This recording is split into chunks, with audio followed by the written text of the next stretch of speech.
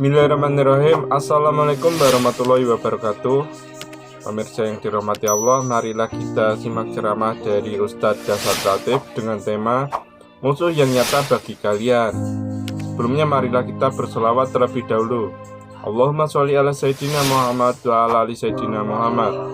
Selamat menyaksikan. Bismillahirrahmanirrahim. Ya ayyuhalladzina amanu dukhulu fis silmi kaffatan wa la tattabi'u khutuwatis syaitan innahu lakum adu mubin. Wahai orang-orang yang beriman, masuklah engkau ke dalam Islam secara sempurna, bukan Islam pencitraan. Islamlah secara benar. Wala tattabi'u khutuwatis syaitan, dan janganlah engkau ikuti langkah-langkah setan, karena sesungguhnya setan itu musuh yang nyata bagi kalian.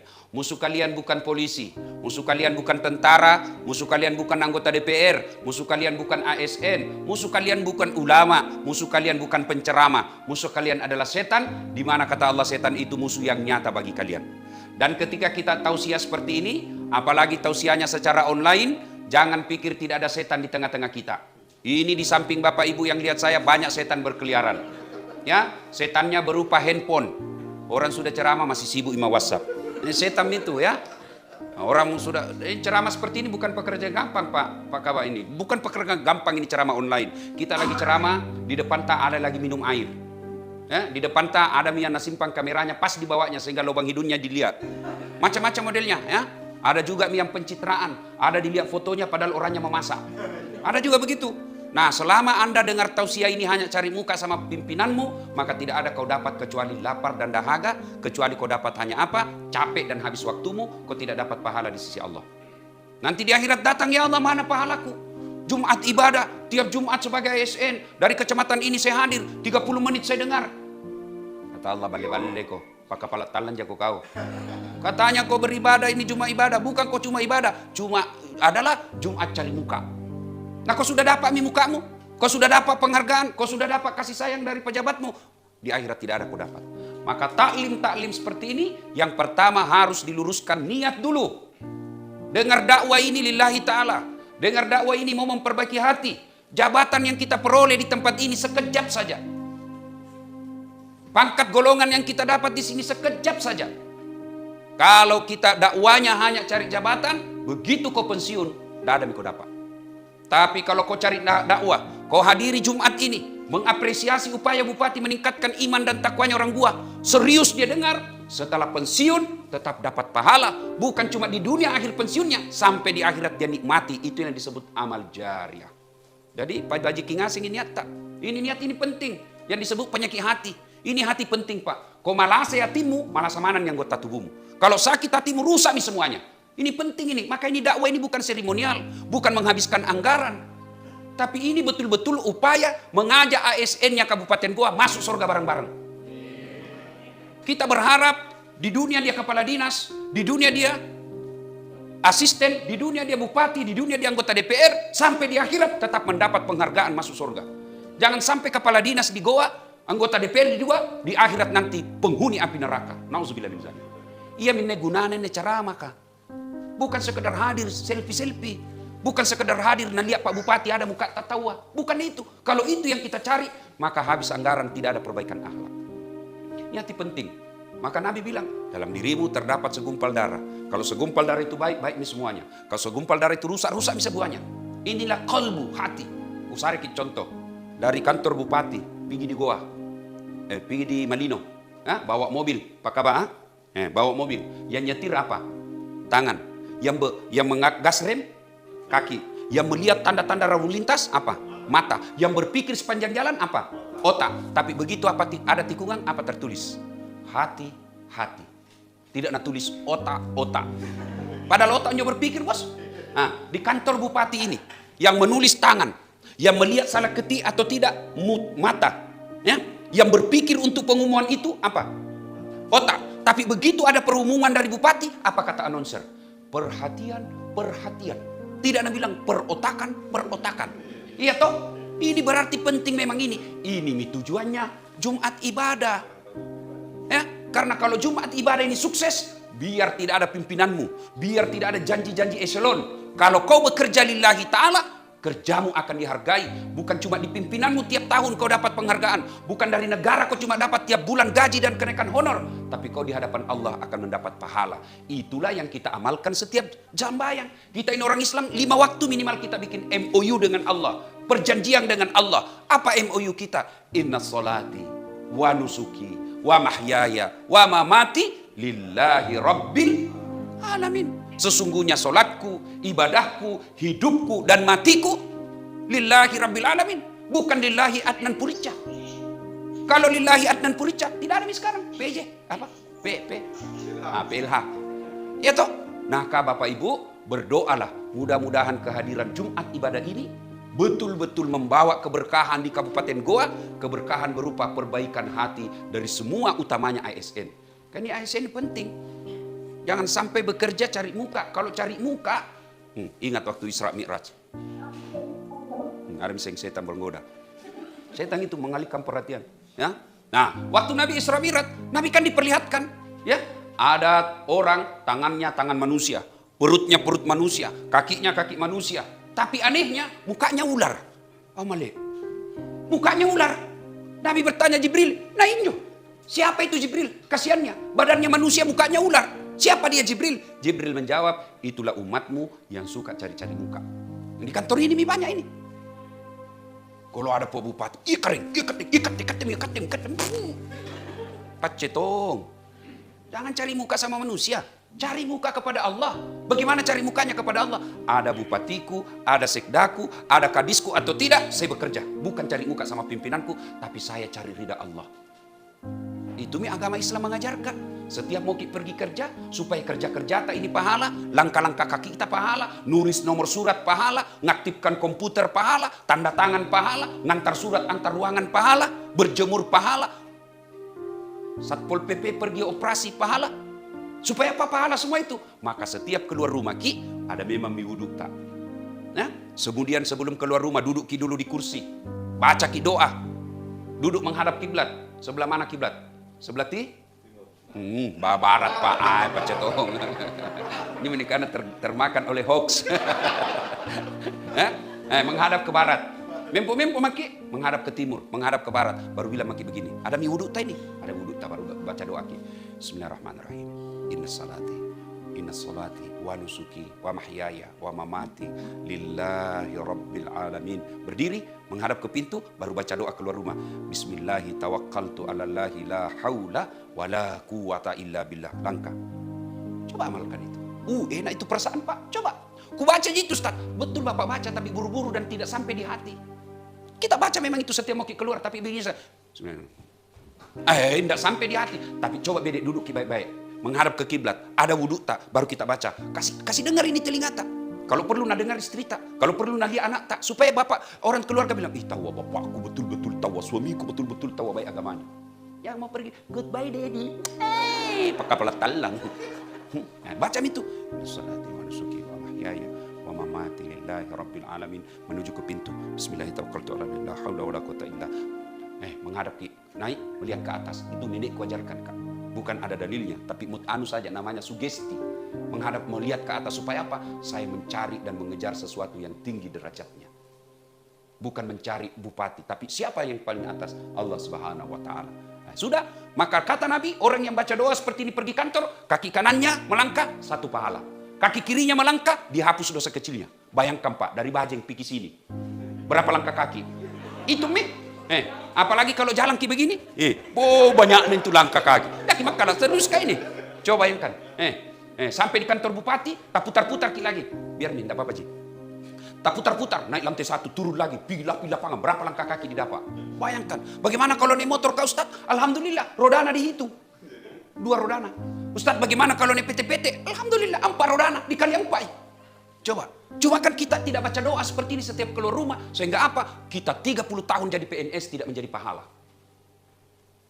45 tahun jadi aparat, jadi camat 11 tahun. Dari lurah 10 tahun, tidak jadi amal. Kenapa? Karena kita cari pangkat. Coba kalau dia lillahi ta'ala. 30 tahun jadi ASN. 10 tahun dari camat. 40 tahun dia aktif. 40 tahun dapat gaji tiap bulan. 40 tahun dapat penghargaan dari negara. 40 tahun dapat pahala di akhirat. Ini maka luruskan niat. Bagaimana cara luruskan niat? Begitu tadi salah satu prakteknya. Setiap mau keluar rumah, doa Ki. Jangan lagi mau keluar.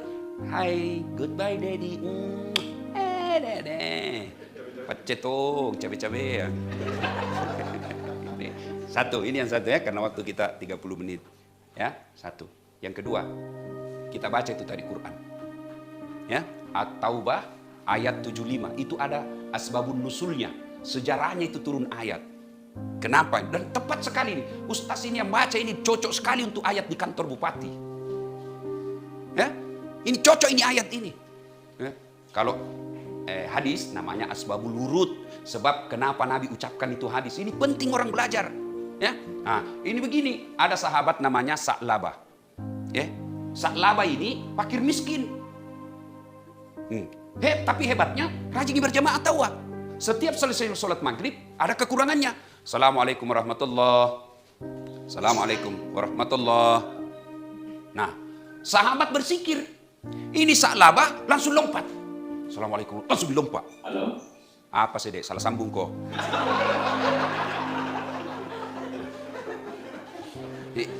Yang mana kameranya nih? Yang mana kameranya nih? Ini. Oh ya, kalau bisa dikasih naik nanti kameranya. Saya ajar supaya penceramah matanya tidak seperti begini kan. Coba kalau dia lihat kamera, nah dia begitu jelek dilihat. Kalau bisa saya ajar dengan ini supaya seolah-olah matanya dilihat itu orang yang ada di kamera. Nanti Pi akan datang Pi. Ku tahu karena saya dosen komunikasi bos. Ya, saya mengajarkan mata kuliah seperti ini ya. Nah, kita lanjut. Ini Sa'labah miskin. Apa bahasa Makassarnya miskin? Kasiasi sama juga bahasa Bugis juga kasiasi. Bahasa Belanda aja tidak ku tahu. Ya.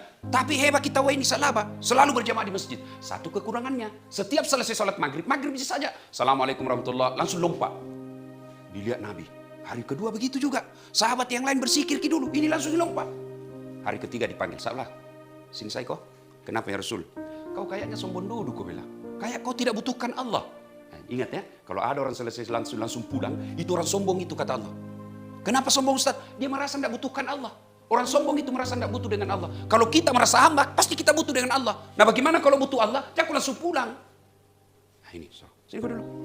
Apakah susahnya tinggal kau dulu 5 menit, bersikir-sikir kau dulu, memuji Allah, berdoa kau. Nah bilang, sebenarnya ya Rasul lama ini benar kak, mau kak juga curhat sama kita. Tapi bukan hadisnya, bukan curhat. Tapi istilahnya curhat lah kalau sekarang. Erok makiku pawang ini. Tapi tak kalah kita tanya mak, sekalian miku kasih tahu ki. Kenapa? Karena bilang ya Rasulullah, nak ini kan orang miskin kau dong. Kenapa? Satu di sarungku.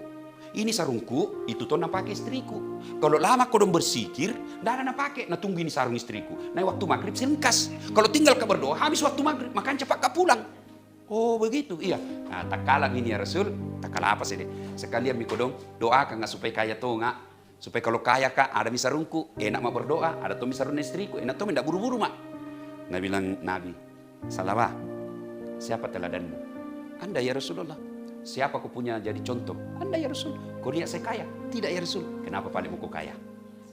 Pulang kau. Tapi sebenarnya enak kalau kaya. Enak memang kalau miskin ya Rasul. Tapi lebih enak lagi kalau kaya Ki. Jangan kau dulu pikir kau dulu baik-baik deh. Pulang kau dulu. Kau kira enak jadi orang kaya? Pulang kau dulu. Pulang. Besok datang lagi. Ya Rasulullah, sudah ini kupikir-pikir. Memang enak miskin, tapi lebih enak kalau kaya ya Rasul. Kalau kaya mak ya Rasul, ada misarungku. Kalau kaya Rasul, bisa mak bersedekah. Kalau kaya Rasul, bisa mak bantuan susah. Begitu iya. Kalau begitu, hakul yakin kau bisa kaya. Insya Allah bisa ya Rasul. Miskin saja saya bisa, apalagi kaya. Oke, baik nih kalau begitu. Nabi ambil kambing. Betina, hamil, tidak ada suamina. Kambing. Ya wajar kalau kambing dari suaminya tuh, masa ada akad nikah kambing. Tapi heran tuh, nggak banyak tuh perempuan mau saingin sama kambing. Dari suaminya hamil, deh beleng-beleng. Dengar tuh nih cewek, ini yang pegawai-pegawai honor. Dengar kau ini baik-baik, yang belum dapat jodoh, dipacar-pacari. 3 tahun aku dipacari, tidak dilamar, berhenti kau dong. Jangan ketawa, serius kayak ini. Dipacari aku 3 tahun, tidak dilamar-lamar.